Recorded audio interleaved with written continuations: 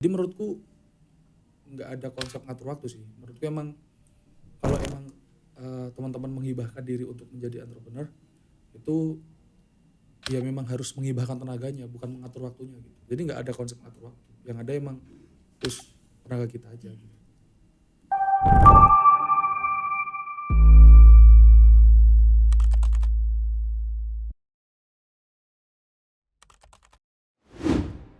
Halo Sobat Ekraf, selamat datang kembali di podcast Ekraf BM FMIPA UGM. Perkenalkan, aku Onei. Dan aku Putri. Nah, Sobat Ekraf, di episode kali ini kita bakal ngobrol bareng narasumber yang super inspiratif nih. Betul banget Putri, kali ini kita kedatangan owner dari salah satu brand es krim yang cukup dikenal di Jogja. Dan sudah punya beberapa cabang loh Putri. Oh iya? Iya, keren banget. Langsung saja kita sambut Kak Zeki. Halo. Owner Seventies Ice Cream. Halo Kak, gimana kabarnya? Baik. Ini ada sini. Pas ya? Iya. Oke. Baik, alhamdulillah baik. Oke, sebelum masuk ke obrolan serunya nih ya Kak, boleh dong Kakak perkenalan sedikit dan say hi ke Sobat Ekraf. Oke, halo semuanya Sobat Ekraf. Kenalin aku Zaki. Aku kebetulan salah satu owner dari Seventeen's Ice Cream yang ada di Jogja. Oke, karena perkenalannya tadi udah, sekarang kita masuk ke sesi tanya-tanya nih Kak. Yang pertama, boleh dong Kakak ceritakan gimana awal berdirinya dan latar belakangnya Kakak memulai bisnis Seventies Ice Cream ini. Oke, mungkin awal berdirinya kita tahun 2024, awal tahun itu. Kebetulan itu pas banget aku semester 2 kebetulan aku S2 di UGM. Gitu. Waktu itu sambil kuliah, itu semester 2 dan kebetulan itu pertama kali sih cabang kita yang di samping UNY. Iya, Bang. Itu cabang pertama kita itu awal mulanya dari situ. Gitu. Itu pas libur semester lah. Kan tuh libur semester biasanya dari Januari Februari ya. Nah itu di libur itu aku manfaatin buat develop ini. Nah, aku jadi penasaran nih Kak, apa sih awalnya yang bikin Kakak tuh berani terjun ke bisnis F&B dan apalagi kan bisnis es krim ini tuh cukup kompetitif ya Kak. Terus apa sih keunikan atau nilai pembeda dari Seventeen's Ice Cream dibandingkan brand lain? Untuk alasannya mungkin lebih ke aku sebenarnya nggak bisa dari S1 kebetulan aku S1 di Erlangga Surabaya. Terus aku langsung lanjut untuk S2 di UGM. Tapi di sela-sela lanjut itu aku coba untuk apply kerjaan. Gitu. Ya seperti pada umumnya lah. Orang lulus. Jadi ngasih kegiatan ya. Aku juga apply seperti teman-temanku. Dan aku juga sempat kerja juga waktu itu di instansi pemerintah salah satunya. Dan di situ aku ngerasa kurang nyaman lah. Karena aku lumayan dari dulu jarang dibiasakan untuk bekerja. Gitu. Jadi aku dari di Erlangga tuh mungkin dari 2018 pertama kali aku buka usaha yang F&B juga pertama kali. Dan pokoknya di total kalau dari aku SMA sampai aku membuat es krim ini sekarang ada sekitar 8-10 usaha aku yang gagal sebelumnya sebenarnya. Walaupun kecil-kecilan semua ya. Itu sambil kuliah, makanya karena kebiasaan itu setelah lulus aku nggak punya feeling untuk bekerja. Nah, pada akhirnya kuliah dan pas liburan aku nggak tahu harus ngapain, yang lain teman-teman magang, teman-temanku juga udah ada yang set hasilnya kerja di company. Aku mutusin yaudahlah gue beraniin lagi buat buka usaha lagi gitu. Nah kenapa es krim? Sebenarnya waktu itu lebih ke karena aku nggak punya basic dapur apapun gitu. Jadi aku nggak sebelumnya 8 usahaku sebelumnya itu F&B semua, dan karena aku nggak menguasai itu banyak yang gagal karena kesalahanku di operasional gitu. Nah waktu itu aku mikir apa yang paling mudah gitu. Waktu itu kan zamannya kopi lagi, ya kopi udah lama naiknya tapi waktu itu juga mulai masih di Jogja. Makanan berat juga aku pernah. Terus aku mikir kayak aku belum pernah nyoba dessert nih gitu. Ini tuh dessert ya, bukan komoditas seperti makanan berat yang kita makan sehari-hari.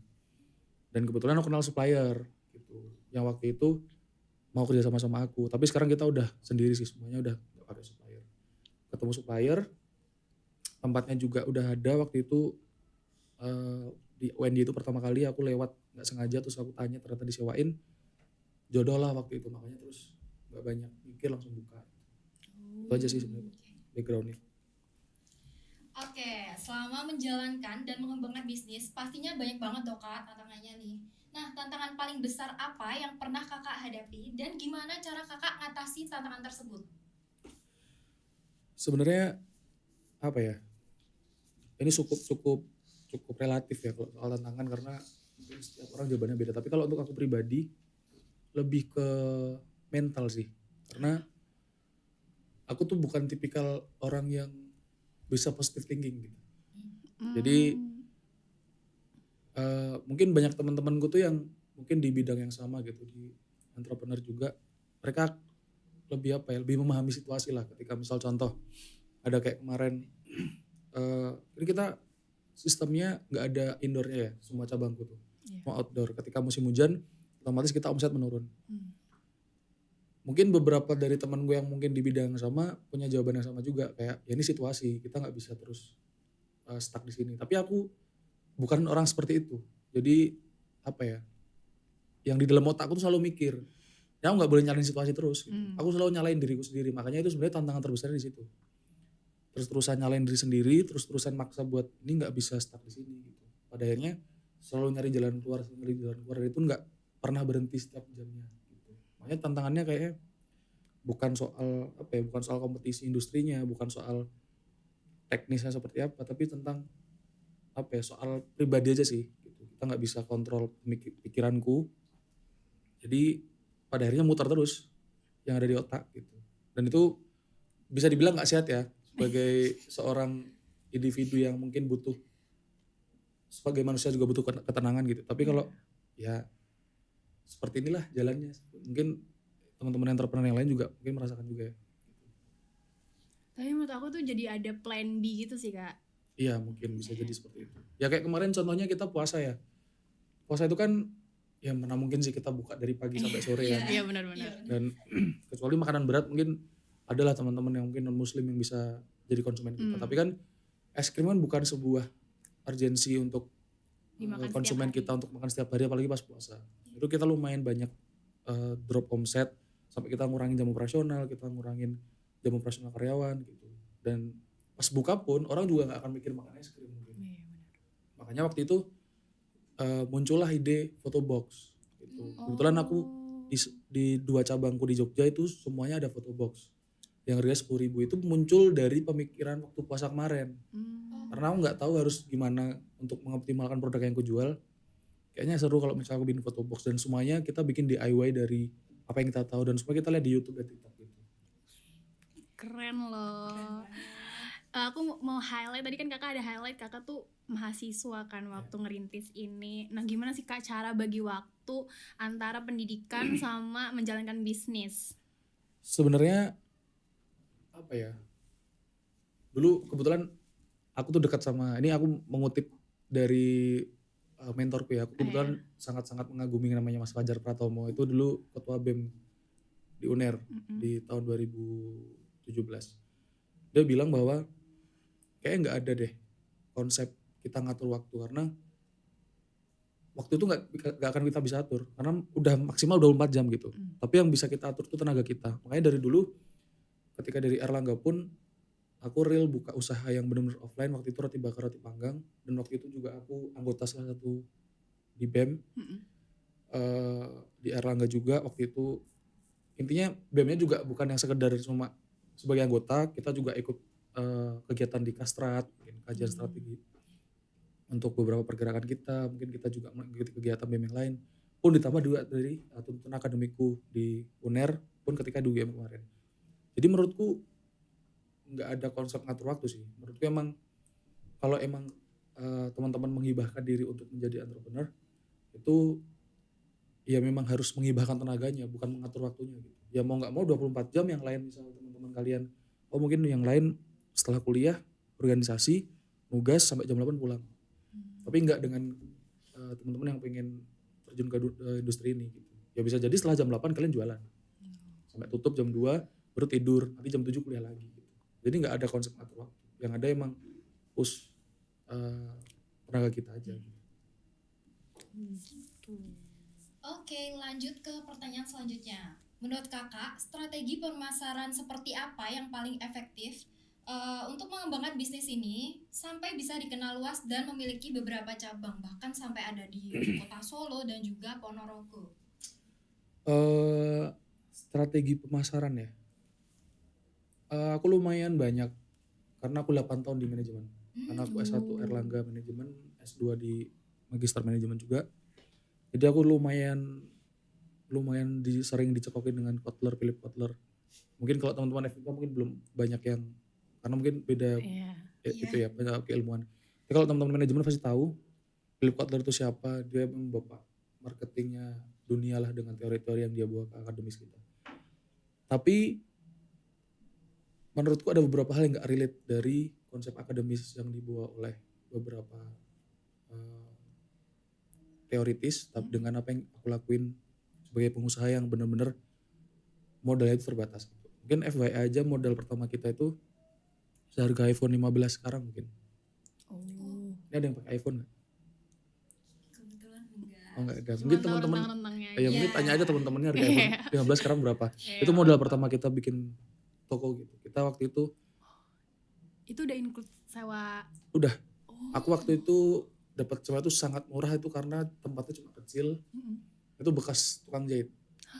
Jadi benar-benar murah. Dan semua alatnya itu kita pinjam. Pinjam ke teman, pinjam ke apa. Jadi pure aku cuma punya modal. Itu waktu itu karena kebetulan juga orang tuaku sedang sulit keuangannya. Karena waktu itu pasca pandemi juga kan. Jadi aku gak punya privilege untuk capital resourcesnya sebanyak itu gitu. Kayak bikin coffee shop besar atau bikin es krim yang besar tuh enggak. Itu seharga 15 juta lah waktu itu. Nah itu aku juga bingung gimana untuk memajukan ini dengan modal yang terbatas. Kan kunci utama dari sebuah usaha itu penetrasinya di marketing. Gitu. Nah tapi memang di 6 bulan pertama tuh aku nombok. Aku selalu nombok gaji karyawan karena waktu itu penjualannya kayak bisa kayak kalau hujan waktu itu sehari gak ada yang beli gitu. Yang beli anak-anak sendiri. Itu pun kemarin juga aku pernah ngerasain sih hal kayak gitu karena kita emang tidak sestabil itu ya di bidang ini. Terus di bulan ke-7 waktu itu aku ingat 2024 bulan Juli kalau gak salah, aku iseng bikin satu konten. Aku dulu gak punya iPhone.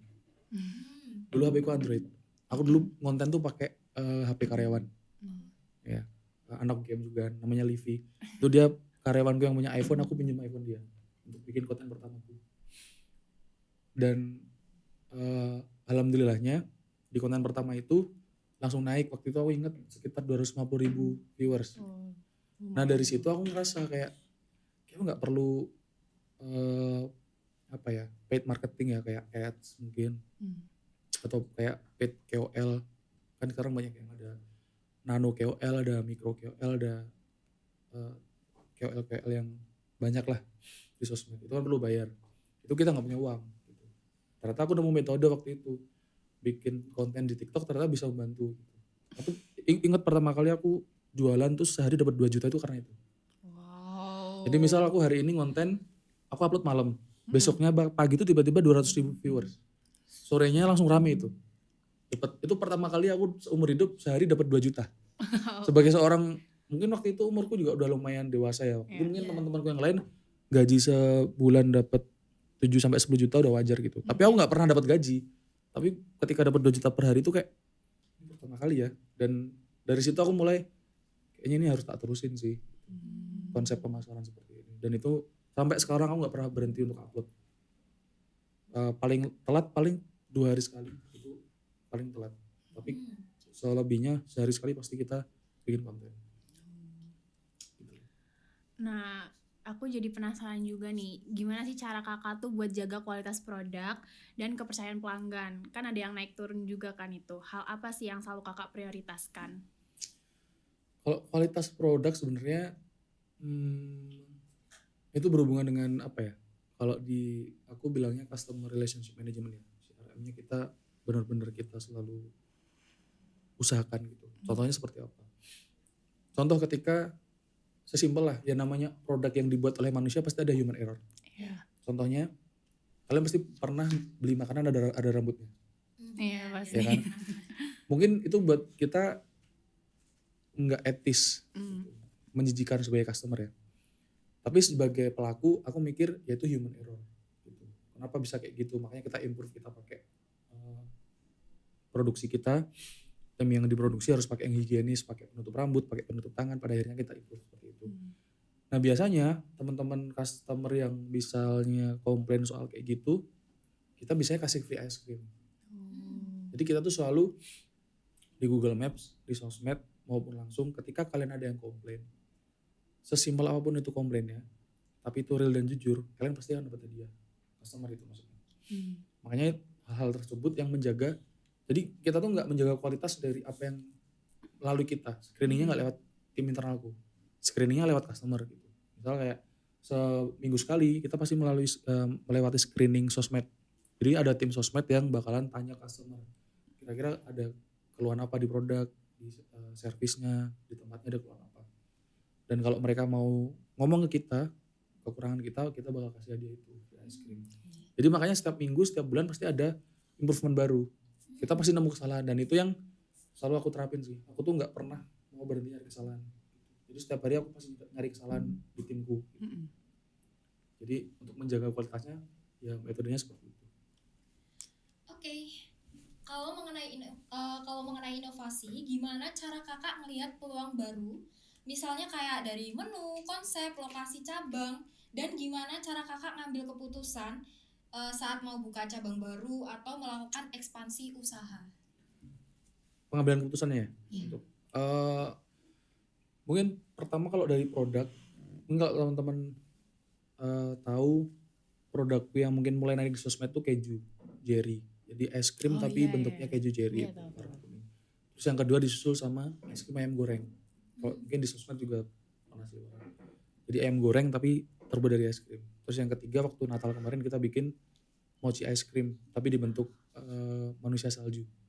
Kayak gitu. Jadi sebenarnya kalau improve produk itu semua produk yang tak buat itu biasanya aku lihatnya dari benchmarknya dari TikTok yang udah jual. Misal teman-teman kayak yang keju itu udah bisa ditemuin lah sebelum Seventeen Ice Cream jual itu biasanya di dalamnya cheesecake. Tapi kita modifikasi gitu. Bentuknya kayak gitu tapi kita dalamnya bukan cheesecake tapi es krim. Kayak gitu. Terus yang ayam goreng itu di Indo kayaknya belum ada sih ya. Tapi waktu itu aku ngeliatnya di US. Memang ada brand ice cream yang bikin ice cream bentuknya ayam goreng. Nah kita coba bikin ternyata berhasil. Kalau yang mochi ice cream banyak yang jual. Tapi aku belum nemu tuh yang dibuat macam-macam bentuk. Makanya waktu itu ketika Natal, ketika tahun baru, winter, aku ngide coba bikin mochi ice cream tapi dibentuk manusia salju, snowman gitu. Jadi sebenarnya ide-ide itu decision makingnya lebih ke kita lihat dulu sosmed, kita lihat dulu di TikTok misal apakah memang produk itu tuh diterima oleh pasar. Ketika diterima oleh pasar kita modif sedikit. Jadi sebenarnya seperti itu sih. Next kita bikin kemungkinan ya telur, kalian tahu telur bulat yang ada cangkangnya? Iya, tahu. Iya. Itu tapi dari es krim semua.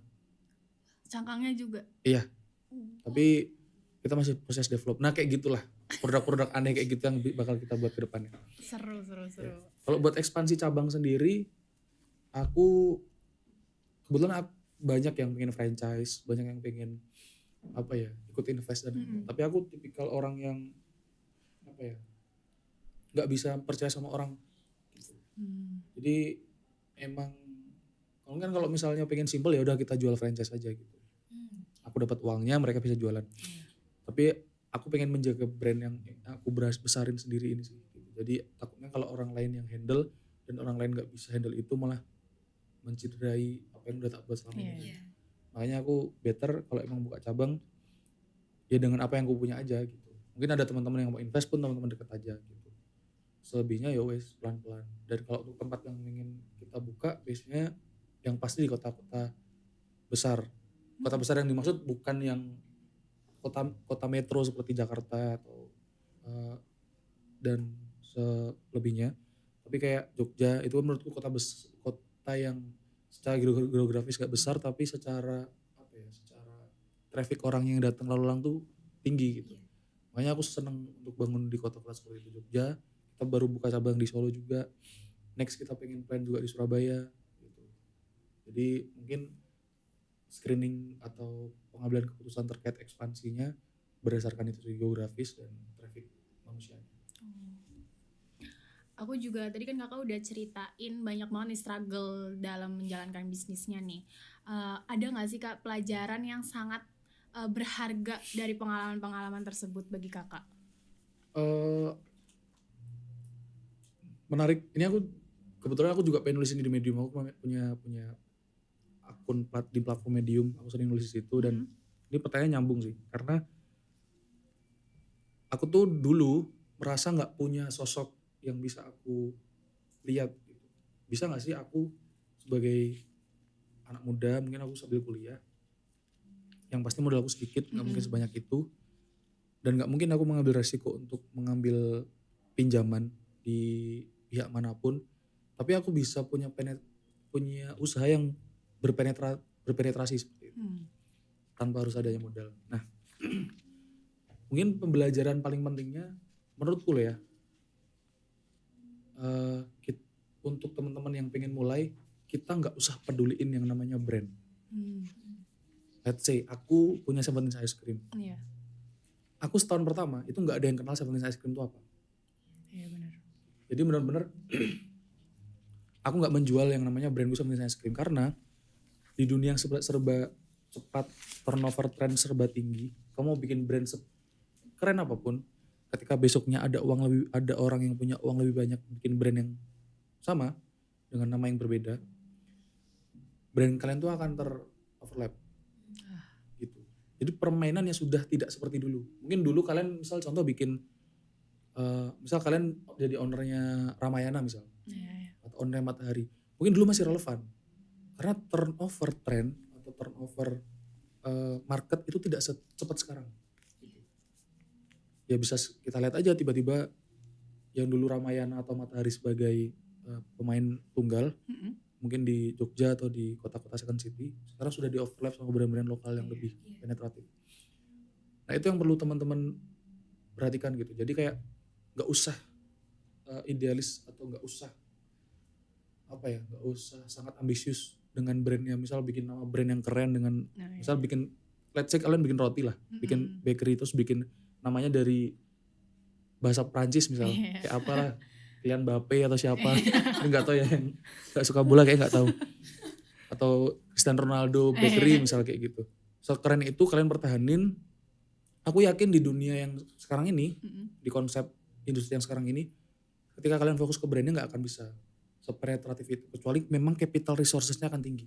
Kalian punya modal tuh tinggi, entah ada yang nitip modal ke kalian berapa ratus juta, berapa M, itu mungkin baru bisa. Tapi kalau emang kalian mulainya kayak aku misalnya, kayak cuma modal satu handphone buat dijadiin usaha, udah nggak usah fokus sama brand. Itu pembelajaran yang paling aku pengen terapin. Kayak yang lain mungkin ada bootcamp atau kelas yang kayak cara meningkatkan value brand atau cara untuk menguatkan value brand gitu. Menurutku nggak usah dikuatin, nggak usah ditingkatin brand itu.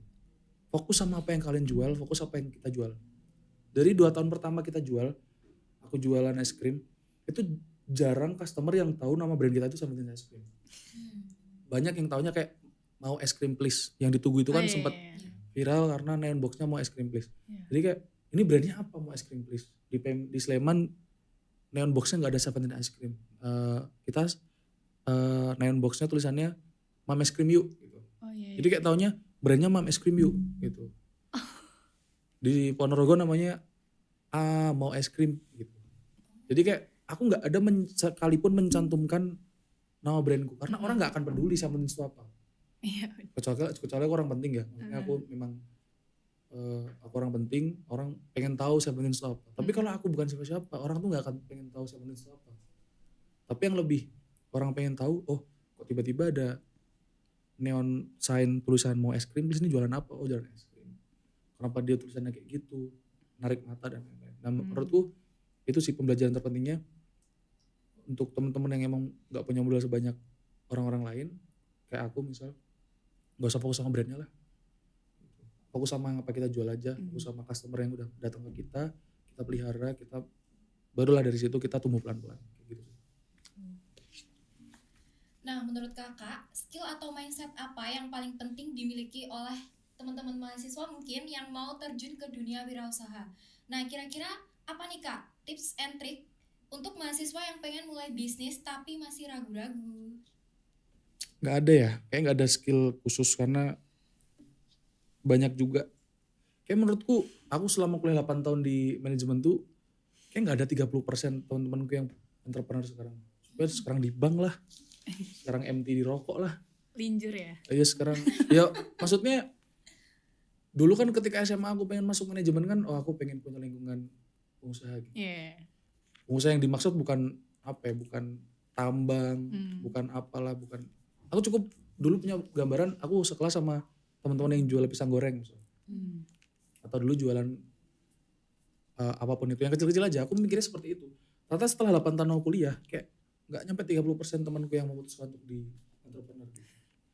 Makanya setelah aku lihat populasinya justru banyak entrepreneur yang tidak berangkat dari keilmuan manajemen, tidak berangkat dari keilmuan ekonomi. Banyak yang dari FMIPA juga, kemarin dari temanku dari biologi juga bikin bakery.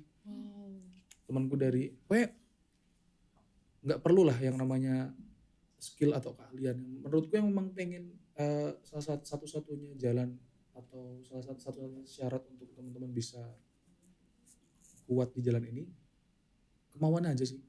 Gitu. Karena mau bertahun-tahunnya di manajemen, kalau nggak ada kemauan di entrepreneur ya udah, endingnya kayak ya wes lah, apply mana gitu, apply di mana. Mungkin mereka nggak kuat atau mereka nggak merasa nemu feel-nya ketika jadi entrepreneur ya udah.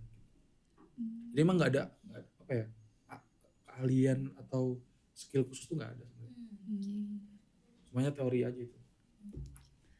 Tapi aku pernah punya ini sih pertanyaan khusus. Aku penasaran deh, kenapa sih Kak dinamain 70s ice cream? Aku kan juga salah satu yang kayak pernah nyobain tuh es krimnya Kakak. Terus emang taunya tuh ya kayak yang mom ice cream please gitu-gitu kan. Aku baru tahu emang kalau ternyata namanya tuh 70s ice cream. Sebenarnya aku dari dulu kalau bikin sesuatu tuh obses sama angka. Dulu aku dulu bikin brand kopi juga namanya 0272. Itu nomor telepon, kode telepon itu. Terus ya aku obses sama angka lah kalau untuk penamaan. Makanya kalau untuk Seventeens ini waktu itu kepikirannya karena aku beberapa kali apa ya, karena aku jadi background story-nya adalah aku kuliah di Surabaya. Pengen cepat-cepat pulang ke Jogja karena teman-temanku banyak di Jogja. Musik lah. Nah, ketika aku pulang ke Jogja, ketika lulus, yang di Jogja udah pada pergi. Dapat kerjaan semua di Jakarta lah. Ada yang masih dapat kerja di Surabaya. Kosong di Jogja. Jadi benar-benar ketika aku balik dari Surabaya waktu itu, aku kehilangan teman-temanku yang di umur 17 waktu itu. Karena menurutku umur angka 17 itu sangat apa ya? Jadi pit stopnya hidup lah. Tapi karena semua mereka hilang, aku memonumentasikan itu dengan apa yang aku buat sebagai usaha. Makanya kalau teman-teman pernah datang ke yang di UNY atau di Tugu, kita jual beverage-nya juga kan. Ada kopi, ada non kopi, ada matcha dan lain-lain. Itu semua menunya namanya Guruku. Jadi ada Bu Krisna, ada Bu Budi, ada Pak Tri dan lain-lain. Itu dari guru SMA aku. Unik. Ya cara aku memonumentasikan hidup lah. Berarti itu kayak salah satu pengingat Kakak tuh mulai berkembang ya. Iya, ya bentuk kangenku sama anak-anak lah. Sama teman-temanku yang sangat kucintai. So sweet. So sweet banget. Oke, aku punya pertanyaan terakhir nih Kak. Kedepannya apa sih visi dan harapan Kakak untuk 70s Ice Cream dan pesan yang ingin Kakak sampaikan nih ke Sobat Ekraf? Kalau visi harapan nggak ada ya. Kebetulan aku orangnya sangat aku pengen menghadapi yang di depan aja. Karena aku nggak pengen berpikir mau seperti apa enggak. Mungkin lebih ke ya kalau kembali lagi aku mengutip Angela Duckworth, aku top level goalsku di Seventeens tuh bukan untuk brand ini menjadi apa gitu, tapi brand ini menjadi manfaat untuk seberapa banyak orang gitu. Dapat misalnya ada teman-temanku yang bisa bekerja di sini, ada anak-anak mungkin kebetulan semua kruku kan juga kuliah ya. Anak-anak kampus, ada yang dari UGM. Dina itu dari biologi UGM. Kalau Dina nonton anak biologi 2023 kayaknya. Halo Kak Dina. Iya, Dina sama Aan. Ada juga dari UNY, mereka juga merantau. Jadi pengennya top level goalsnya lebih ke apa yang tak buat bisa dirasain banyak orang lah. Gak cuma aku. Ya aku dapat sebagiannya, yang lain bisa dibagi ke banyak orang. Kalau untuk apa tadi terakhir? Pesan buat sobat Ekraf.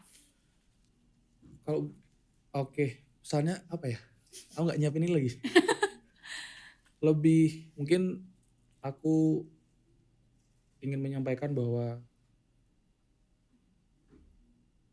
apa yang teman-teman bakal hadapin itu aku harapannya bukan sekedar untuk teman-teman aja. Gitu. Jadi mungkin banyak di luar sana entrepreneur yang bilang kayak ya mungkin lewat dengan kita jadi entrepreneur, jadi pengusaha, kita bisa membagikan manfaat lebih besar daripada teman-teman kita yang di profesional. Sebenarnya enggak.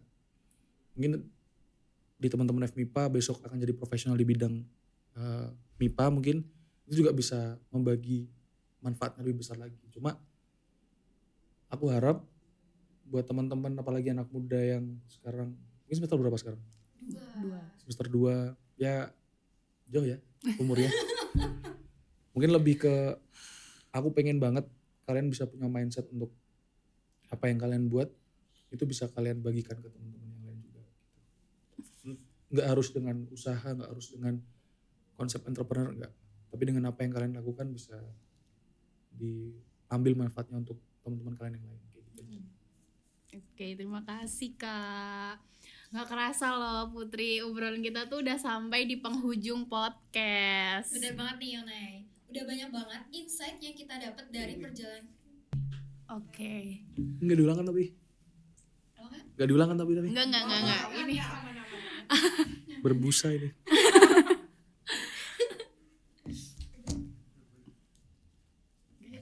Oke.